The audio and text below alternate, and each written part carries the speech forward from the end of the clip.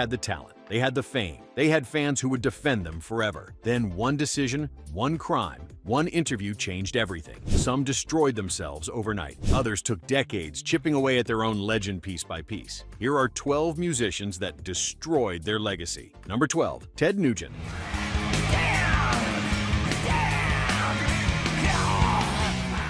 Motor City Madman, guitar hero of the 70s, legitimate talent that influenced a generation of rock players. Cat Scratch Fever became an arena anthem. Stranglehold showcased 8 minutes of guitar mastery that still gets studied in music schools. Fred Bear proved he could write beyond the hard rock stereotype. The man could play, nobody disputed that.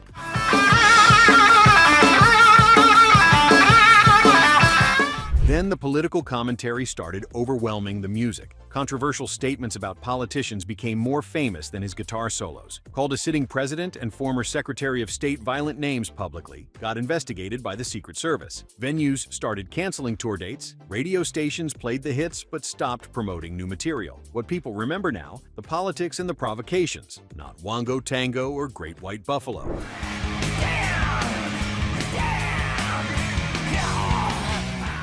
Guitar magazines still respect the technique. Classic rock stations still play Cat Scratch Fever in the rotation. But the name Ted Nugent triggers political arguments instead of music discussions. True fans separate the player from the persona. They focus on Double Live Gonzo and ignore the rest. Everyone else just sees the controversy. He destroyed his legacy by making his mouth bigger than his guitar. Number 11, Billy Squier.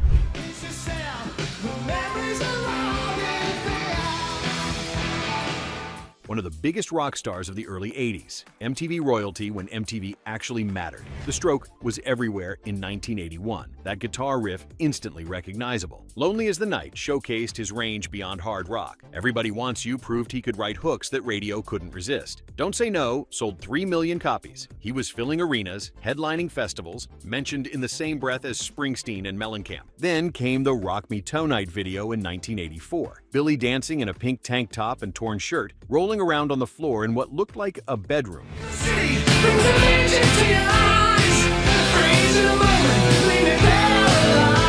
The director wanted artistic. MTV played it constantly for all the wrong reasons. Within weeks, it became a punchline. Rock fans turned on him overnight. The same stations that couldn't get enough of The Stroke stopped returning his manager's calls.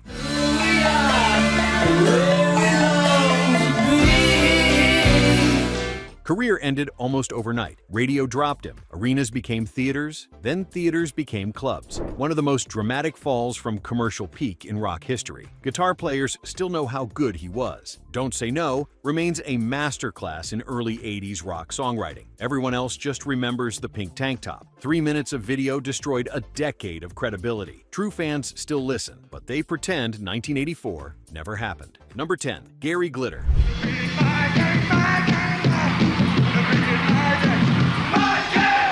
Glam rock icon of the early 70s in the UK. Platform shoes, glitter, theatrical performances that defined the era. Rock and Roll Part 2 became a stadium anthem worldwide. That Hey chant played at every sporting event for decades. NFL games, NHL arenas, college football stadiums, the song was inescapable. Even people who didn't know his name knew that chant. Then the arrests started in the late 90s.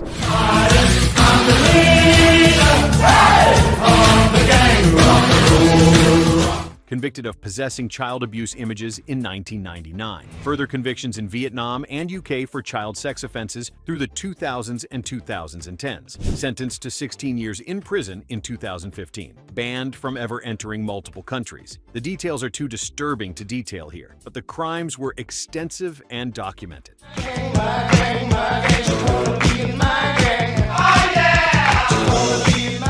Songs completely removed from sporting events globally. Radio stations refused to play anything from his catalog. Name became synonymous with the crimes, not the music.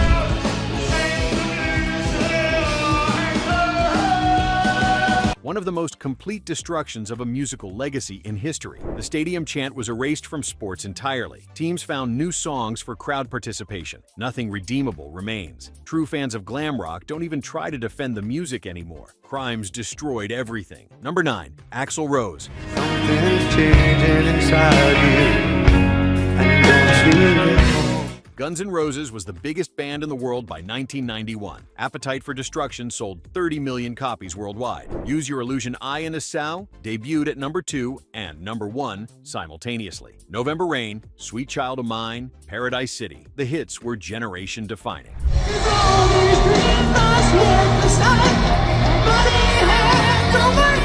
Axl's 5-octave range and charismatic stage presence were undeniable. They were supposed to be the next Rolling Stones. Then he fired everyone and kept the name. Slash gone in 1996. Duff gone. Izzy already gone. All replaced by rotating musicians nobody knew. Chinese Democracy took 14 years and reportedly $13 million to make, became the most expensive album ever recorded.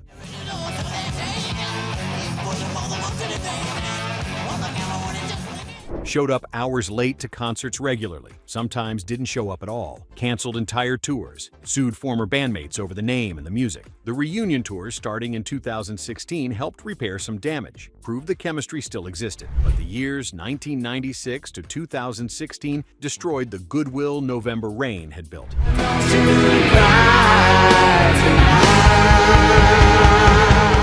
True fans suffered through tribute band versions of GNR for 2 decades. The ego and legal battles overshadowed the music. Axl became known for lateness and lawsuits more than Welcome to the Jungle. Partial redemption with the reunion, but 20 years of legacy destruction can't be fully erased. Number 8. Vince Neil.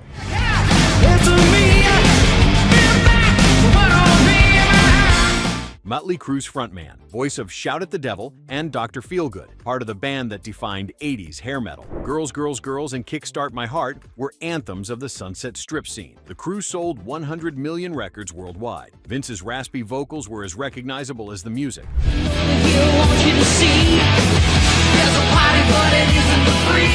December 8, 1984. Drunk driving crash killed Hanoi Rocks drummer Nicholas Razzle Dingley. Vince served 15 days in jail, paid $2.6 million in a civil settlement. Could have shown genuine remorse. Could have rebuilt his reputation carefully over time. Instead, continued drinking, multiple arrests over the following decades, reality TV appearances that made him look worse.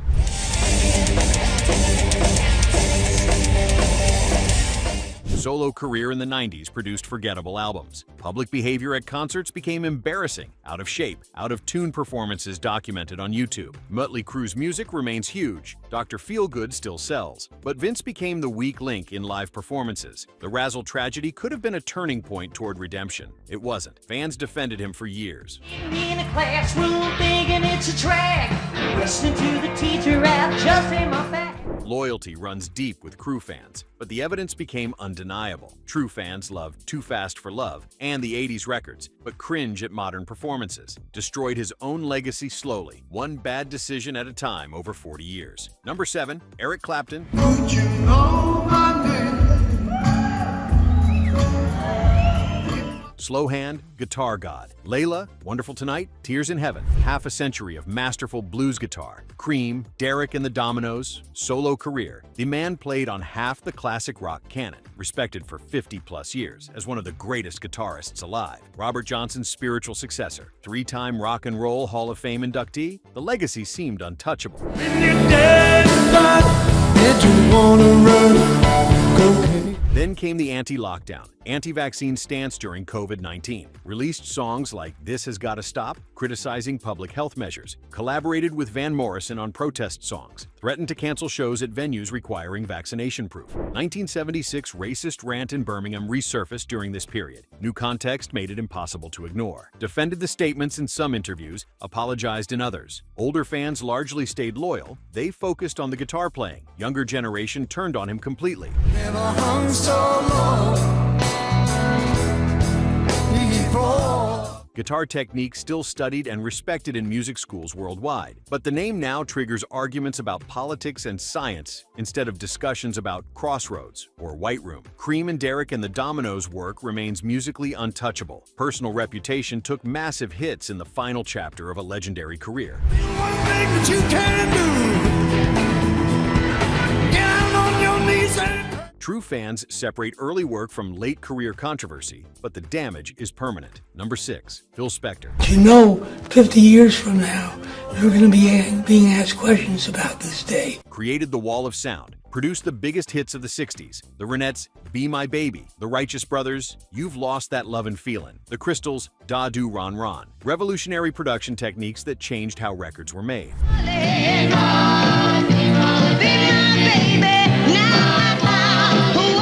Worked with the Beatles on Let It Be. Worked with John Lennon on Imagine. Phil Spector was a legitimate genius in the studio. Reputation for erratic, abusive behavior grew for decades. Stories of holding musicians hostage during sessions, pulling guns in the studio, violent outbursts. February 3, 2003, actress Lana Clarkson was shot dead in his Alhambra mansion. Phil claimed it was suicide. Evidence suggested otherwise. 2009, convicted of second-degree murder, sentenced to 19 years to life. Died in prison January 16, 2021 from COVID-19 complications. The music production innovations remain influential. The Wall of Sound is still studied and replicated, but his name is now attached to Murder First, Music Second. Documentaries focus on the trial and the abuse, not the artistry. Students study the production techniques without mentioning his name when possible. True fans of 60s pop know his contributions were massive. And he refused to be part of the system, and he refused. But celebrating the man feels impossible. Murder Conviction destroyed 40 years of production legacy. Before we continue with number 5, I want to hear from you. Which of these legacy destructions surprised you the most? Did you know about all of these before watching? Drop a comment below. Also tell me where you're watching from. We have people tuning in from California to London. Now let's continue with number 5. And I'm warning you, these final 5 destroyed their legacies in the worst ways possible. Number 5, Ian Watkins.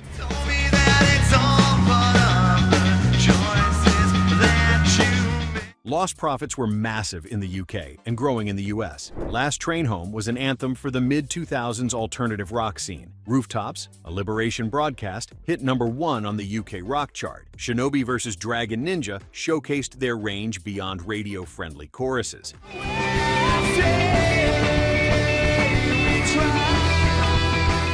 The band sold millions, headlined festivals, represented the bridge between emo and mainstream rock. Ian was the charismatic frontman, the voice that defined their sound. 2012, arrested on child sex offense charges so disturbing that most media outlets refused to print the details. 2013, pleaded guilty to 13 counts, including offenses involving infants and children. The specifics are too horrific to describe in this video. Sentenced to 29 years plus 6 years on extended license. Even hardened detectives on the case said it was the worst they'd encountered in their careers.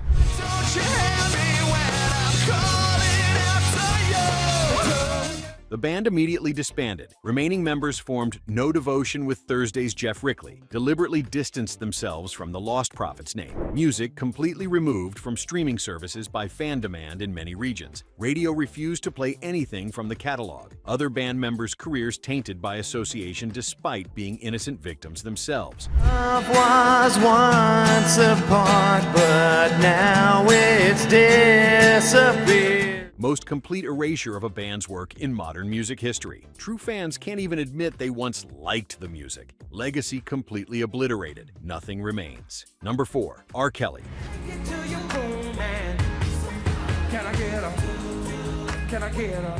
The king of R&B. I Believe I Can Fly won 3 Grammys, became a graduation and inspiration staple worldwide. Ignition, Remix, dominated clubs and radio in 2003. Bump and Grind and Your Body's Callin' defined 90s slow jams.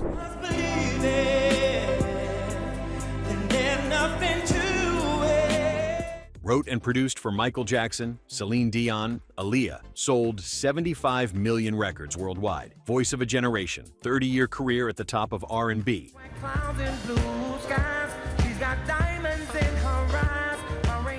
Allegations of sexual misconduct with minors began in the 90s and never stopped. Illegally married Aaliyah when she was 15, he was 27. Marriage annulled. 2002 videotape surfaced, allegedly showing him with an underage girl. 2008 trial for child pornography, acquitted, but evidence was damning. Surviving R. Kelly documentary in 2019 brought dozens of accusers forward with detailed accounts. 2021, convicted in New York of racketeering and sex trafficking. 2022, sentenced to 30 years in federal prison. Songs removed from radio playlists globally. Streaming numbers collapsed as platforms buried his catalog.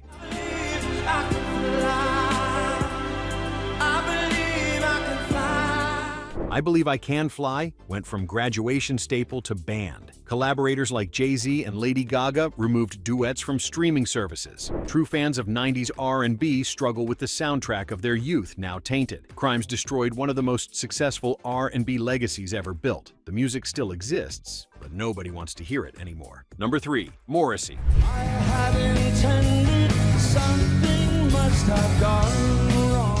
The Smiths created some of the most influential alternative rock ever recorded. How Soon Is Now became the sound of 80s alienation. There Is a Light That Never Goes Out remains one of the greatest love songs in rock history. This charming man defined indie pop before indie pop existed.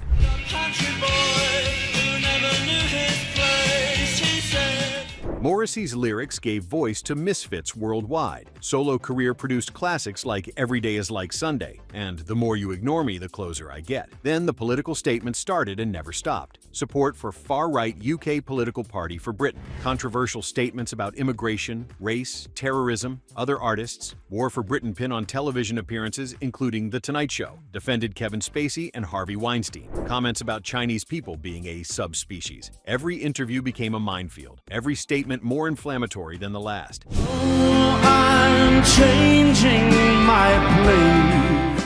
Johnny Marr won't reunite with him, publicly cites personal differences in politics. Festival appearances met with protests and cancellations. Former fans publicly burned Smith's records and posted videos. The music remains influential. The Queen is Dead, still studied in music courses. But Morrissey, the person, became impossible to separate from Morrissey, the artist.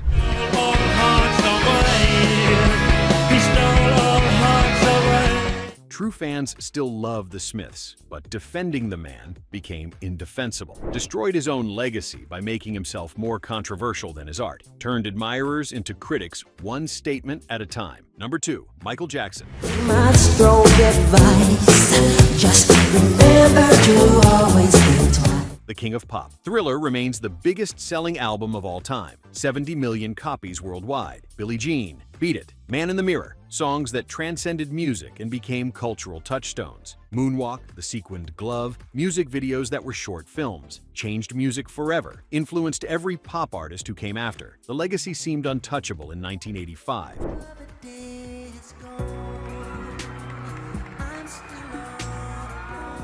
Then 1993 child sexual abuse allegations surfaced. Settled out of court for $23 million. No admission of guilt. 2005, arrested and tried on additional charges involving another minor. Acquitted on all 14 counts after a 5-month trial. But the damage was done. Reputation never fully recovered. Physical appearance changes became tabloid obsession.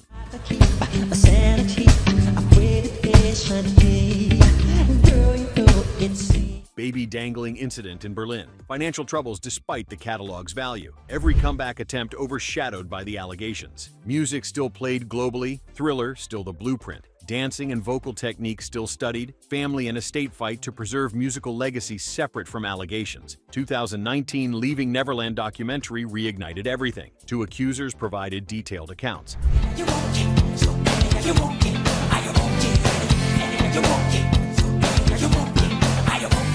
Stations pulled music temporarily, fans divided permanently. Some believe the acquittals prove innocence, others believe the accusers. True fans point to the not guilty verdicts, but cultural legacy forever complicated. The most successful artist in history with the most damaged reputation. Legacy exists in 2 separate realities now. Number 1, Pete Townshend. The bus that takes me to you, too much legend. Wrote My Generation, the teenage anthem that defined 1960s rebellion. Baba O'Reilly and Won't Get Fooled Again became classic rock's most powerful statements. The Who defined the concept of rock opera with Tommy and Quadrophenia, smashing guitars, windmill technique, power chords that influenced 3 generations of rock guitarists. 40 years as one of rock's greatest songwriters and most innovative players.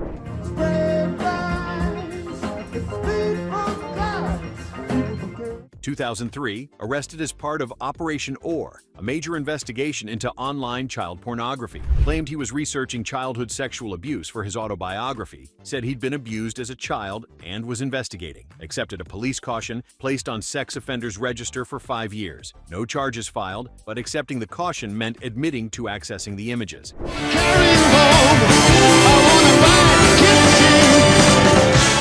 explained his reasoning in press statements and interviews, many found explanation insufficient. The Who continued touring, albums still sold, but many fans never forgave. Every article about The Who includes the 2003 incident in the first few paragraphs. Tommy and Quadrophenia still performed and celebrated, but context forever changed. Guitar smashing and windmill technique still influential and copied. Join the party, dress yourself.